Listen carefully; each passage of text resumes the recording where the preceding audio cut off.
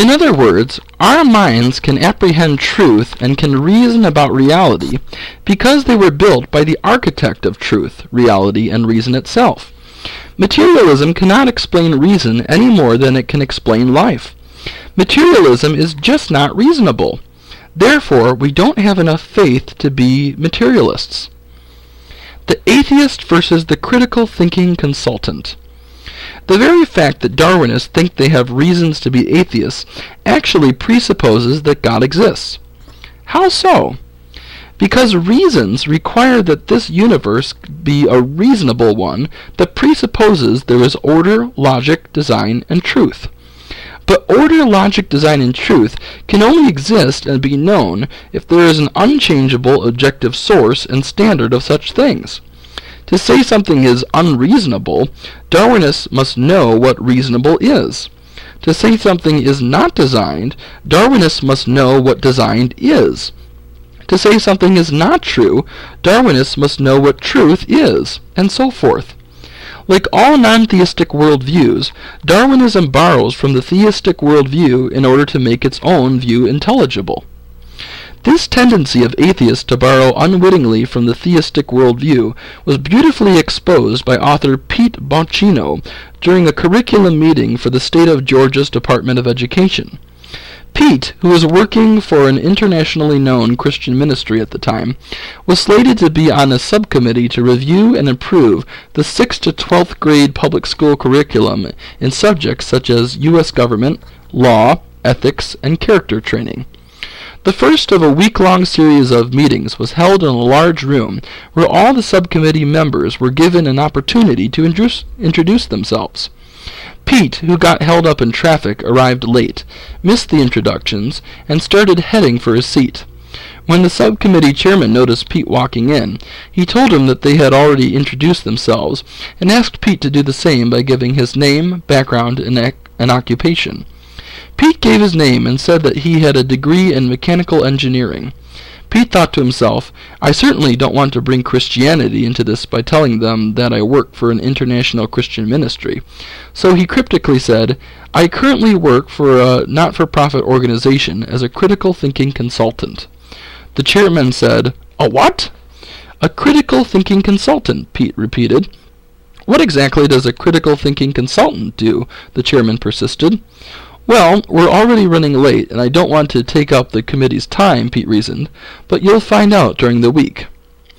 As the week progressed, the committee debated various topics, such as diversity, tolerance, human rights, and other controversial issues. At one point, when they were discussing psychology standards, Pete noted that the standards did not contain a definition of personhood. This was a gaping hole in the psychology curriculum, so Pete submitted the following definition based on a section of Mortimer Adler's book, Haves Without Have-Nots.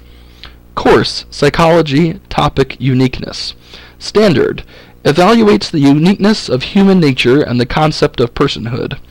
1. Intellect, conceptual thought. 2. Freedom to choose, free will. 3. Ethical responsibility, standards. 4. Moral accountability, obligations. And 5. Inalienable rights of personhood. As soon as this standard was placed on the table, an educator sitting across from Pete, who had made it known that she was an atheist, was about to challenge this standard. Before she could do that, Pete stopped her and said to the group, If anyone were to disagree with this standard, they would be doing the following. Number 1, that person would be engaging me in conceptual thought, as in 1 above. 2, that person would be exercising his or her freedom to do so, as in 2 above. 3, that person must think that there is an ethical responsibility to teach what is right, true, as in 3 above. 4, that person is seeking to hold me morally accountable to teach the truth, as in 4 above. 5, that person has the right to disagree with my position, as in 5 above.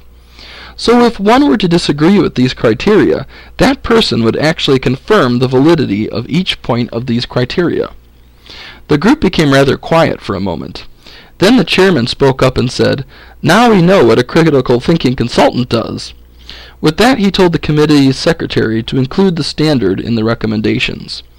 With a little critical thinking, we see that the Darwinian worldview collapses, not only from a lack of evidence, but also because Darwinists must borrow from the theistic worldview as they attempt to make their case.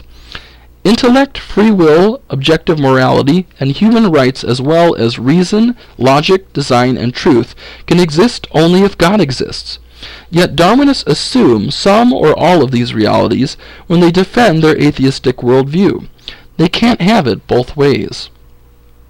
Darwinists have the wrong box top. In the introduction, we said that a worldview is like a box top that allows you to place the many pieces of life's puzzle into a complete, cohesive picture. If you have the right box top, then the pieces make sense in light of the complete picture. But what happens if you keep discovering pieces that don't fit the box top you have? Common sense would tell you that you've got the wrong box top, so you need to look for the right one. Unfortunately, the Darwinists won't do this. The evidence strongly indicates that they have the wrong box top, but they refuse to consider that's even possible, much less look for the right one. Their preconceived box top shows a picture without intelligent causes. Yet, as they themselves acknowledge, they've discovered many pieces to the puzzle that have the clear appearance of being intelligently designed. In effect, they're trying to fit theistic pieces into their atheistic materialistic puzzle. How do they do this? Instead of discarding the wrong box top and finding the right one, Darwinists simply insist that the pieces aren't really what they appear to be. They try to fit every piece, from the precisely designed universe to the information-rich single cell, into a puzzle that doesn't have those pieces in it. In doing so, they disregard observation, which is the very essence of the empirical science they claim to champion. As they themselves admit, Darwinists are philosophically committed to their box top, regardless of what the puzzle pieces look like. How do you find the right box top to the puzzle of life? Arriving at the right box top is not a matter of preference. You like atheism, I like theism. No, it's a matter of objective fact. By using the self-evident first principles of logic and the correct principles of scientific investigation, we've discovered in chapters 3 and 4 that this is a theistic universe. If this is a theistic universe, then naturalism is false. If naturalism is false, then Darwinists may not be interpreting the evidence correctly. Having the right box top is important because it provides the right context for interpreting the evidence. The context is the larger environment in which the evidence appears. If you have the wrong context, you may come to the wrong conclusion about evidence you are observing. For example, if I tell you that I just witnessed a man slashing open the stomach of a woman with a knife, you'd probably assume that man did something wrong. But look what happens when I reveal to you the context, the environment, in which this incident took place. We were in a hospital delivery room, the man was a doctor, and the baby's heart had just stopped. What do you think about the man now? Once you understand the environment, your entire view of the evidence has changed. You now consider the man a hero rather than a villain, because he was really trying to save the baby's life. In the same way, the evidence from biology must be interpreted in light of the larger known environment. As we've already discovered, the larger known environment is that this is a theistic universe. There's actually an immaterial, powerful, and intelligent being beyond the natural world who created the universe and designed it precisely to allow life on Earth. In other words, we already know beyond a reasonable doubt that the designer is part of the box top, because the evidence shows that he has already designed this awesome universe with amazing complexity and precision. In light of the fact that this designer exists, when we see biological systems that even Darwinists like Richard Dawkins recognize give the appearance of having been designed for a purpose, maybe we ought to conclude that they really were designed for a purpose. As William Dembski points out, if a creature looks like a dog, smells like a dog, barks like a dog, feels like a dog, and pants like a dog, the burden of evidence lies with the person insisting the creature isn't a dog. Since the universe is created and designed, then we should expect life to be created and designed as well. At least it's possible that life was created by intelligence. Ruling out that possibility beforehand is clearly illegitimate. So the conclusion that life is the product of an intelligent designer makes sense because it's not a lone piece of evidence. It's consistent with other scientific findings.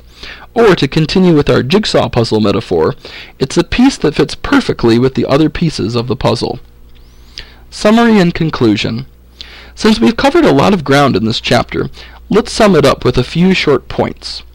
Number 1, life does not consist merely of chemicals. If that were the case, mixing the chemicals of life in a test tube would produce life. Life clearly consists of more than chemicals. It also includes specified complexity, which comes only from a mind. Therefore, materialism is false.